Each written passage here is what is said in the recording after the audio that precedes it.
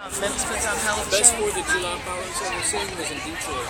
This is the Memphis 4th of July bash party slash whatever you want to call it. This is like a lot of people out here. And as if they're working. And There's Chris's job. Detroit is right on the border. That's a trolley. You can see it coming across, going underneath monorail. They always put it Going underneath the bridge. fireworks to show. Pretty cool. Let me zoom in.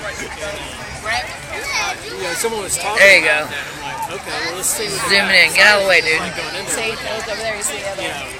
And there's another one over there moving. It was fucking awesome. It's like the first 25 minutes was like our finale, you know, and then they had the 5-minute finale at the end. It was like really badass. There's They were Lydia and having to show up the Mario. Canadians. Holy shit, I shouldn't have said Lydia and Mario.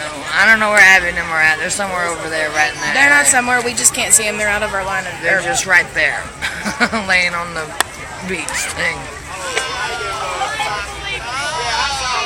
That was when SARS was going around up there. Or no, that was a different time. I went to Detroit twice. I went to beer going once. Close up, Bobby. Don't.